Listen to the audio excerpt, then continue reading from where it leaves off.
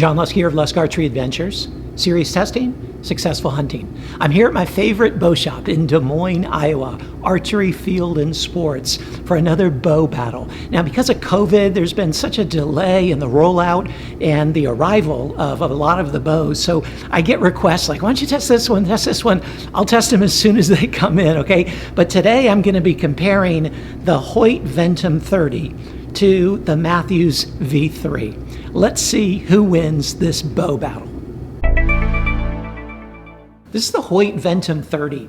We just got it in at the shop today, so I literally just unboxed it and loaded it up, and I'm ready to shoot it. Excited to test it out here. First, let me go through some of the spec information. The axle to axle is 30 inches. The ATA or IBO speed is 342 feet per second. Got a brace height of 6 1/8 inch. The weight is listed as 4.6 pounds, and on my scale, at least, it came out exactly as 4.6 pounds, and that includes with the stabilizer that they've added there.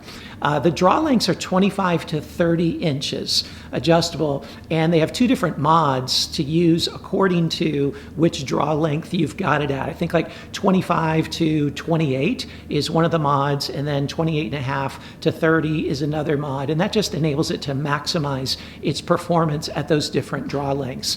And it comes in 30 to 80 pounds of draw weight in 10-pound increments. It lists for $11.99. Now, some of the features that are different this year for Hoyt, first of all, they say it's their smoothest drawing bow ever. Of course, a lot of companies always say that, but this may be because it's got this new HBX cam, which is a binary cam system. I can't remember the last time that Hoyt had a hunting bow with binary cam, so that's pretty cool to think about. I'm eager to test that out. They've got all their different limb saver, stealth shot things, to keep it silent and vibration free, as they say. Some other things that are interesting is they've got this inline Picatinny sight mount, which allows you to mount a sight right in the center, so you're not going to have a weight off to one side. It's just going to be as much. It's going to be, the weight is going to be centered. Okay, that's really a good thing for keeping the weight in the center and not inducing extra torque due to that weight. But it's a bad thing because it's going to limit your sight choices. You got to have the kind that are going to mount to that bracket right there. They've got their roller guard right here. They've got their exact grip that they continue to use. They've also created this new optimized stabilizer location.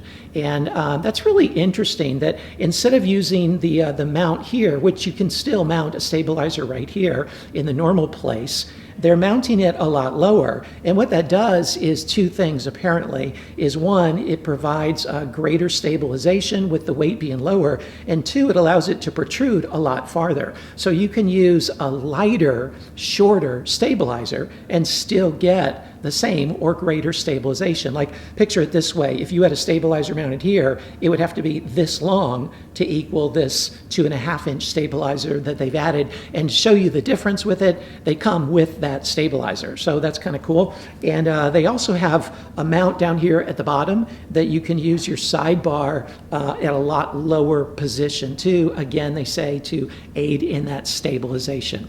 Now let's draw it back and shoot it for the first time. And it just feels really good in your hand. It's not different from other Hoyts, but Hoyts have always felt really good in my hand, and they've always looked really good. I like it with their techerizer and so forth. Just a nice, sleek design. Whoa. Okay, that is the smoothest drawing Hoyt that I've pulled in as long as I can remember. Wow. That's really smooth. Great back wall. Let's see the letdown.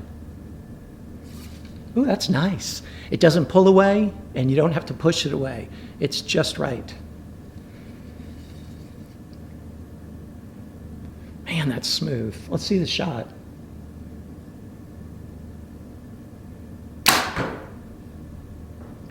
Man, that's a quiet shot too. Felt really good, vibration free. Now that's probably aided by having the stabilizer already in there, but it certainly worked. Very vibration free. I'm liking this. Now here's the Mathews V3. Man, this thing is cool. Okay, it's really small. Gosh, let me go through some of the specs. It's got a 27-inch axle to axle, 27 inches. However, they've got a really long riser. Like for that 27-inch overall axle to axle, you can see the riser takes up, gosh, like the whole distance of that, okay? So it's a really long riser. That's gonna aid in stabilization. So what you're losing in forgiveness and stabilization by having a shorter axle-to-axle bow, theoretically having an extra long riser is gonna make it feel the same as a 30-inch axle-to-axle bow. And so you're getting something that's super maneuverable in a tree stand and mountain hunting situations at weird angles and so forth, in a ground blind, things like that, where something can get in the way of your draw. This is really small and it feels really good. Okay, some of the spec stuff here. So again, axle to axle, 27 inches. The IBO is 342 on this. The weight is listed as 4.29 pounds, and on my scale, it came out to 4.2 pounds. It's kind of refreshing to see things weighing what they say they're going to weigh, again, at least on my scale. It can be adjusted from 25 to 29 and a half inches and comes in increments or weights at 60, 65, 70, and 75 pounds. The list price on it is $11.99. And it feels really good. Some of the other things that they've done differently this year, well, it's got the same cams that they've used for the last couple years now, I believe. And it's got this new center guard cable containment system. And what that does is it's right in the center between the two cams and allows there to be equidistance and thus equal angles to the cables, which is going to help the timing of the cam rollover to be precise, okay? Because they're just the exact same distances and same angles like that. That's kind of cool. And then let's see, they've got their same grip that they've been using. Their grip is decent. And then they've got these new damping systems here. Okay, they call them the Nano 740 damping system. Supposed to be super dead in hand.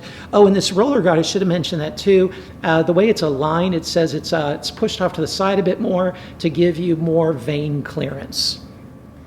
Okay, let's see how this feels. And again, this is 27-inch draw, and it's set at 70 pounds.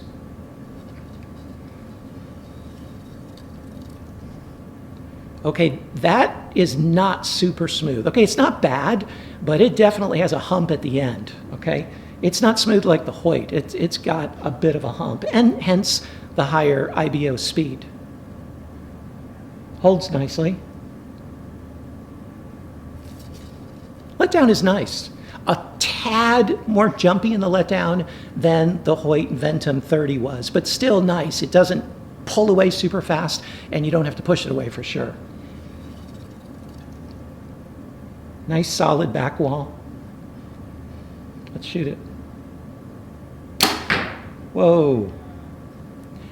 Okay, now that is really vibration free. Okay, I was impressed with the Hoyt, and the Hoyt was really vibration free. I'd say this is a tad more vibration free than the Hoyt, just in that initial feel. Shot felt really good. This is nice. This is the Ventum 30, 70 pounds, 27-inch draw, 460 grain arrow.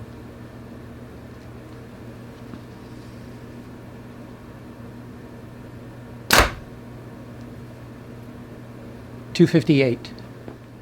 This is the V3, 70 pounds, 27-inch draw, 460 grain arrow.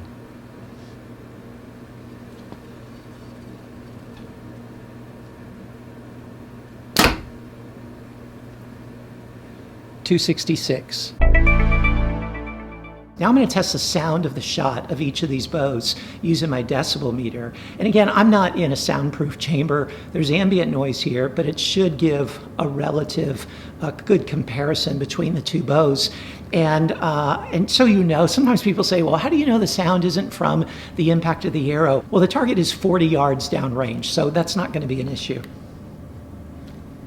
First, the Ventum 30.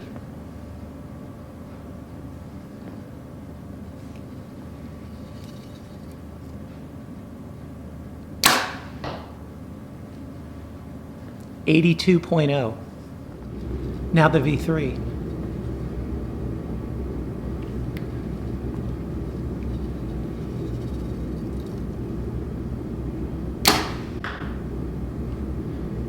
78.6. Okay, so what'd you think of these two bows?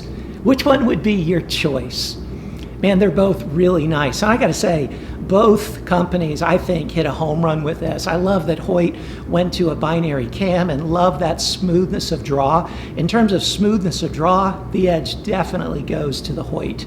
But in terms of speed and quietness of the shot and hand shock, the edge goes to the V3. In terms of overall feel, both of them feel really nice. I mean, they're just a pleasure to carry around and they're very maneuverable, but I give the edge to the V3 because that overall low axle to axle. Now, that also can be a handicap to those of you who have an extra long draw length. That's going to be quite a steep angle of those strings at full draw. That's something to consider. In terms of the finishes, both of them are really nice, but I think I'd give the edge to Mathews this year in that department. And then with the Hoyt, okay, that Picatinny sight mount, that's cool, and I can see how it's going to make the weight, more stable in the middle. But to be limited to those sights that can mount that way, personally, I don't really like that. I'd have to buy a whole new sight, which is kind of fun, but it's pricey. Personally, I like the looks of the Hoyt better, but that's just a personal aesthetic thing. Oh, and the price is the same as well. So I've had to weigh all these things out, and I declare one bow battle winner between these two for 2021, the Ventum 30 or the V3 from Mathews. The edge goes to the V3.